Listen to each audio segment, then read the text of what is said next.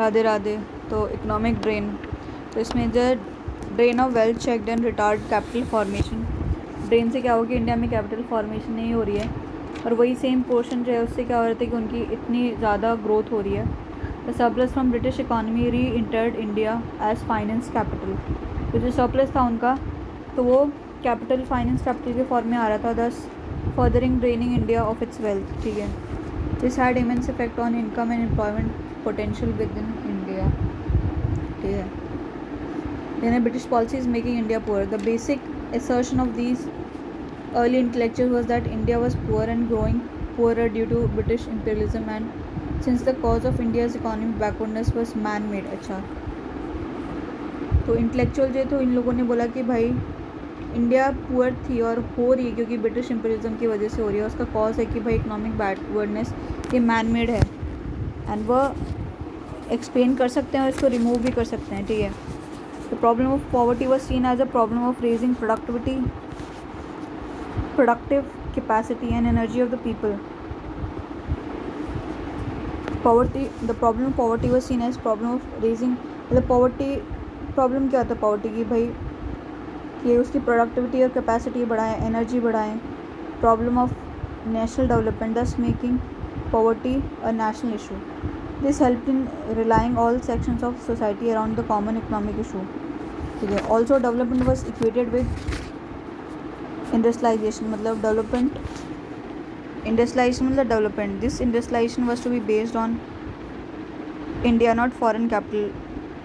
तो इंडस्ट्रियलाइजेशन होगा वो इंडिया की कैपिटल पे बेस्ड होना चाहिए, ना कि फॉरेन कैपिटल। ठीक है, यहाँ पे इंडस्ट्रीज़ आ रही हैं तो मतलब इंडस्ट्रीज़ इंडिया के कैपिटल, जो इंडिया का पैसा है उसी से इंडस्ट्री बने। ठीक है, according to the early nationalist foreign capital replace and suppressed in, जो फॉरेन कैपिटल है वो रिप्लेस और सप्रेस कर सकता है instead of augmenting and encouraging Indian capital. Indian capital को वो सप्रेस कर देगा। ठीक है, this suppression cost economic drain, तो इस सप्रेशन से क्या होगा कि पैसा बाहर जाता रह जाएगा। Further strengthening British hold over India, तो ब्रिटिश और ज़्यादा इंडिया को कंट्रोल करेंगे। The political consequences of foreign capital investment was equally harmful, तो इससे क्या है पॉलिटिकल कंसिक्वेंसेज और भी ज़्यादा हार्मफुल थे, वो और ज़्यादा कंट्रोल करेंगे। ठीक है, as they called political subjugation created vested interest which short security for investor.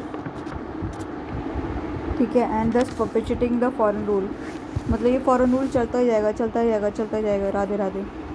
In growth of trade and railway to help Britain, तो these analyst expose the force of British argument that the growth of foreign trade and railway implied development of India. British ने बोला कि भाई trade और railway से क्या हो रहा है कि फॉरेन ट्रेड और रेलवे से क्या होता है कि इंडिया का डेवलपमेंट हो रहा है। तो उन्होंने बोला कि भाई pattern of foreign trade was unfavourable to India, तो ये जो फॉरेन ट्रेड जिस तरीके से चल रहा है वो इंडिया को फेवर नहीं कर रहा है। It relegated India to a position of importer of finish goods and exporter of raw material and food stuff. तो उसने इंडिया को ऐसा बना दिया कि इंडिया ओनली फिनिश गुड्स को इम्पोर्ट कर रहा है और रॉ मटेरियल और फूड स्टफ को एक्सपोर्ट कर रहा है। मतलब हम खाना उगा रहे हैं, रॉ मटेरियल जो बाहर जा रहा है तो हमारे खुद के लिए खाने के लिए नहीं, भुखमरी हो रही है, और जो इम्पोर्टेड गुड्स हैं उसको हम हम करें, फिनिश गुड्स को इम्पोर्ट करें। The development of railway they argued was not coordinating the Indian industries need, and it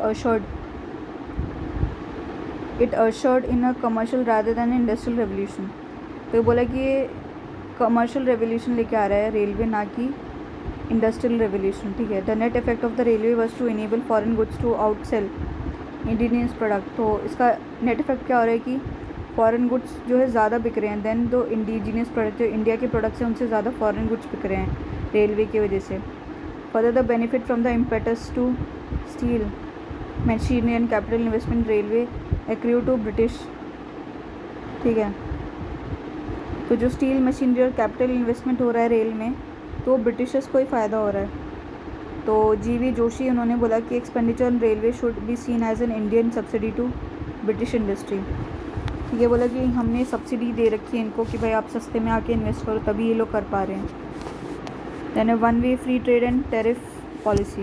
So nationalists claimed that one-way free trade was ruining Indian handicraft industry, exposing its premature, unequal and unfair competition।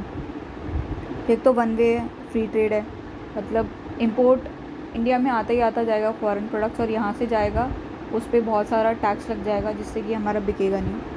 तो एक one way और free trade है, ठीक है। तो इससे क्या होता है कि जो हमारी प्री मेच्योर और अनइक्वल अनफेयर कंपटीशन हो रहा है, पर tariff policy was guided by British capitalist interest. तो टैरिफ पॉलिसी उन्हीं को ही फ़ायदा कर रही है। On the finance front taxes वो levied to overburden the poor. तो मतलब टैक्सेस इतना लगा दिए कि भाई पुअर जो बेचारे उनके पास कुछ बचा ही नहीं। स्प्रैंगिंग ब्रिटिश कैपिटलिस्ट। तो इससे क्या होगी, हमारे पास में कुछ पैसा ही नहीं बचा। हाँ, कि भाई इतना टैक्स लगा दिया कि उनके पास में इन्वेस्ट करने के लिए कुछ बच ही नहीं रहा, तो क्या इन्वेस्ट करेंगे। तो क्या ब्रिटिश कैपिटलिस्ट, उनके पास में पैसे ही पैसे, तो इन्वेस्ट करेंगे। ब्रिटिश कैपिटलिस्ट एंड ब्यूरोक्रेट्स, ठीक है, ये डिमांडेड जो है reduction of the land revenue. बोला कि भाई लैंड रेवेन्यू कम करो, सॉल्ट टैक्स को अबॉलिश कर दो, और जो इनकम टैक्स है उसको इम्पोजिशन ऑफ इनकम टैक्स, जो इनकम है उस पर टैक्स लगा दो। And excise duty on consumer goods and consume by rich middle classes. तो जो रिच मिडिल क्लास है उन पर इनकम टैक्स लगाओ और एक्साइज ड्यूटीज लगाओ उन गुड्स पे, consumer goods consume by the rich, ठीक है। Then a government expenditure it was argued was meant to serve colonial needs only. जो गवर्नमेंट जो जहाँ खर्चा कर रही है वो कॉलोनियल अपने हिसाब से ही कर रही है। रोड बनवा रही है तो वहाँ ही कर रही है जहाँ की गवर्नमेंट की ऑफिस है, विलेज वालों को चाहिए वहाँ पे नहीं रोड बनवा रही है, ठीक है। While development and welfare was ignored, ठीक है। डेवलपमेंट हो ही नहीं रहा है, वेलफेयर हो ही नहीं रहा है, ठीक है। Then effect of economic drain. Radhe Radhe Radhe Radhe Radhe Radhe Radhe Radhe Radhe Radhe Radhe Radhe Radhe Radhe Radhe Radhe. Then है इफेक्ट ऑफ इकोनॉमिक ड्रेन। तो drain theory incorporated all threads of nationalistic critique that it inundated India of its productive capital, ठीक है। डिन्यूडेड मतलब ड्रेन थ्योरी में बोल रहा है कि भाई इंडिया की जो प्रोडक्टिव कैपिटल थी वही इंडिया से चली गई, ठीक है। According to nationalist estimated the economic drain at that time was more than the total land revenue. अच्छा, जितनी ड्रेन हो रही थी वो लैंड रेवेन्यू से भी ज़्यादा थी। Than half of the government revenue. अच्छा, ड्रेन जितनी होती गवर्नमेंट रेवेन्यू की आधी थी। देन है 1/3 of the total saving in today's term it an amount 8% of the national product. अच्छा, इतना ड्रेन हो रहा था। The concept of drain, one country taking away wealth from another country, was easily grasped by a nation of peasant from home exploitation was a matter of daily experience, ठीक है।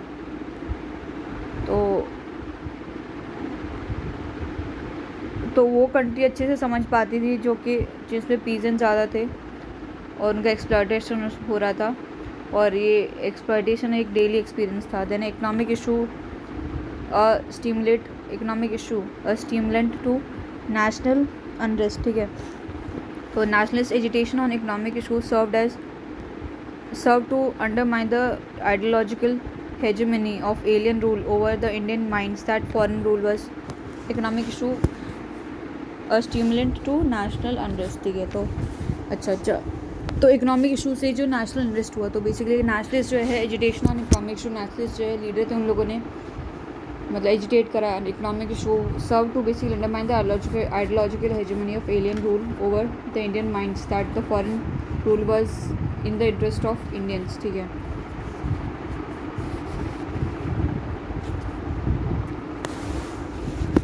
Interest of the Indians thus exposing the myth of its moral foundation. तो जो पहले इनको लगता था उनके भले के लिए, फिर बाद में पता चल गया कि भाई ये तो बेकार लोग हैं।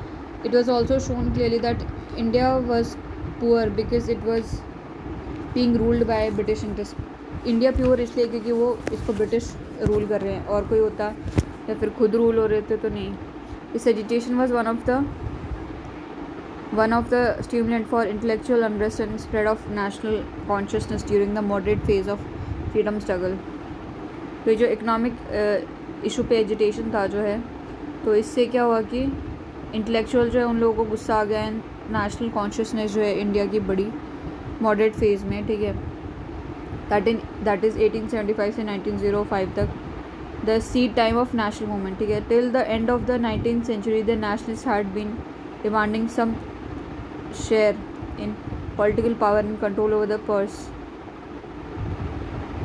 तो 18 ठीक है, during the first decades of 20th century they started demanding self rule like United Kingdom or the colonies, and prominent among such nationalists were दादा भाई नौरोजी, ठीक है।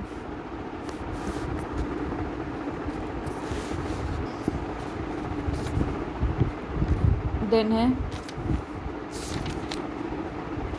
तो इसमें क्या है कि व्यू क्या है, हिंदू क्या बोलता है सितंबर, when foreign capital has been sunk in the country the administrator of that country becomes at once the concern of bond holder. ठीक है, देन दादा भाई नवरोजी ने क्या बोला कि it is not the pitiless operation of economic law, but it is the thoughtless and pitiless action of the British policy. It is the pitiless eating of Indian substance in India's substance in India, and the further pitiless drain to England. In short, it is the pitiless perversion of economic law by the sad bleeding of which India is subjected that is destroying India. Then R.C. Dutta ने बोला कि taxation raised by king says the Indian poets is like the moisture sucked up by the sun to be returned to the earth as fertilizing rain, but the moisture raised from the Indian soil now descends as fertilizing rain largely on other land, not on India. ठीक है, then है सच्चिदानंद सिन्हा ने क्या बोला कि trade cannot thrive without effective administration, while the latter is not worth attending to in the absence of profit of former. So always with the assent and often to the dictates of Chamber of Commerce, the government of India is carried on, and this is the white man's burden. Then है दादा भाई नवरोजी, उन्होंने बोला कि under the native despot the people keep and enjoy what they produce, though at times they suffer some violence. Under the British Indian despot the man is at peace, there is no violence, his substance is drained away unseen, peaceably and subtly. He starves in peace, peaceably perishes in peace with law and order. Then William Bentix ने बोला the misery hardly finds a parallel in history of commerce. The bones of cotton weaver are bleaching the plains of North India. ये सब बोल गए ये लोग। राधे।